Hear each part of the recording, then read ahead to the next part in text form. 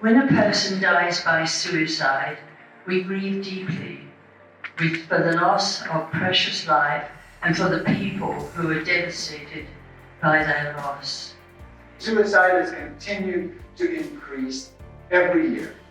About 1.5 million people a year attempt suicide, and it has ripple effects in our communities. What is your theology of suffering? As leaders and members of different Utah faith groups, we join together in recognizing the sacred gift of life. Folks who come together in a common purpose to help save lives. On behalf of the Utah Suicide Prevention Coalition and its faith community work group, we welcome you to this very special event titled United in Hope, a Suicide Prevention Summit for Faith Leaders. So as Kim said, I am a retired Army chaplain, retired in 2011 after 30 years of active duty. And my training began with that simple PowerPoint presentation that a lot of us start with, that CPR kind of training. I thought that would be enough until the first suicide that I experienced. Suicide rates have not gone down in the last 2 decades. Only one state is reduced, and that is by 1%. And they were among the highest of states, and that is Nevada. They credit this reduction to peer training. We as faith leaders have all been there. We all need training to help. And some of us are very much paralyzed by that word suicide. I read an article by a Southern Baptist pastor called Tony Rose. And he wrote it, he was part of a mental health commission. And he identified these 3 areas that are a great barrier for faith leaders: facts, fears, and friction. Facts. Mental illness is tough to understand.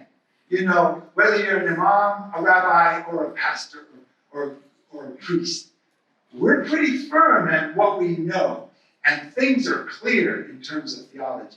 But mental health, it's very complex. It's hard to understand. So we don't know, and suicide's even harder. Fears. I am afraid I'm going to do something wrong, so I don't do anything. And how could this reflect on me if I do it wrong? They might ask me to leave my church or my synagogue. They might fire me.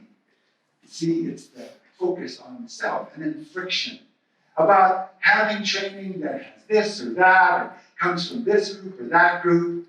We're so worried about guarding our turf, and where does it come from? Oh, well, that was developed by LDS. Oh, that was developed by the Lutherans. Oh, this was by the Assemblies of God. Well, we're so busy kind of guarding our turf that we've forgotten about the person that needs our help. So all of this says, and then he even alluded in the article, for busy pastors, this ministry takes a lot of time, and it doesn't necessarily grow the congregation. But churches and faith communities are a hopeful place because we are about hope, greater connection to meaning in life. We have a worldview that talks about and values life.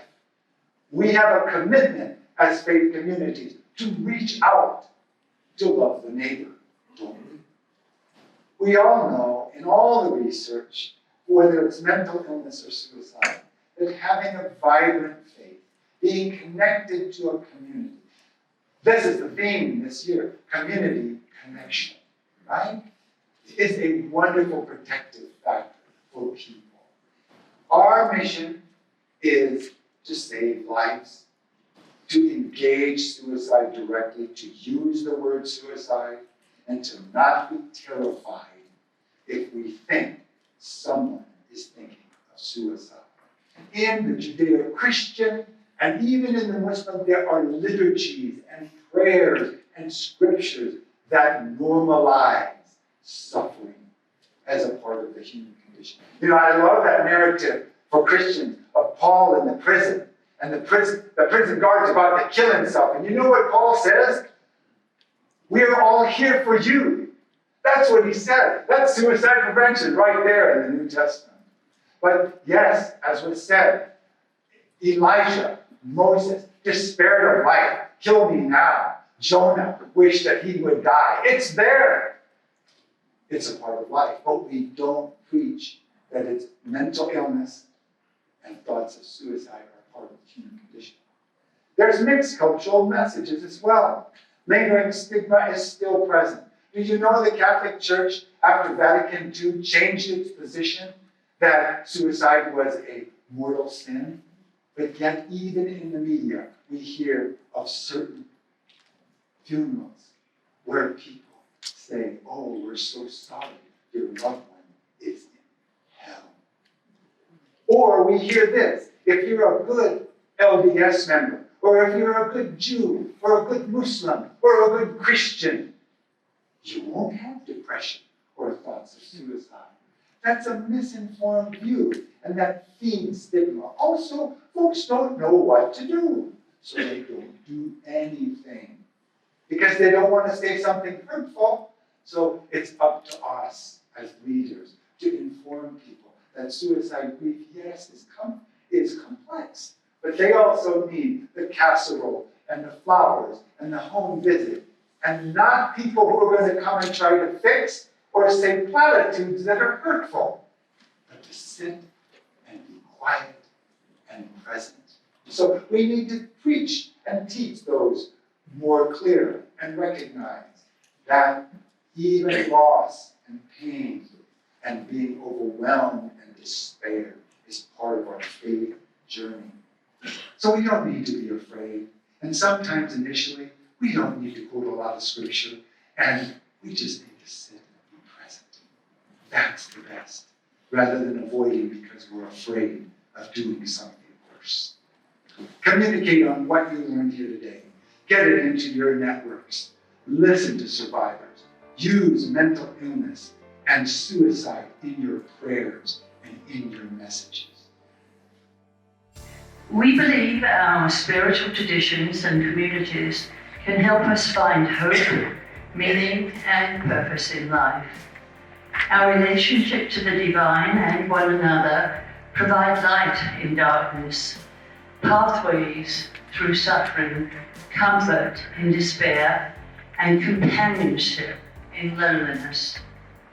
United in our devotion and committed to inclusion, our common refrain must always be, you are loved, you belong here, and you matter.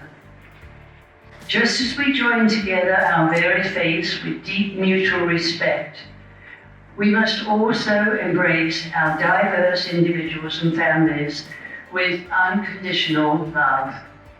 May we find joy and success in our collective journey to unite, to embrace, and to heal.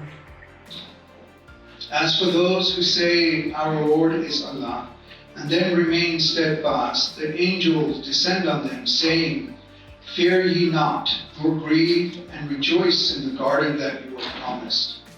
We are your friends in this life and in the hereafter. Therein you will have all that your souls will desire, and therein you will have all that you ask for, an entertainment from the most forgiving, the merciful.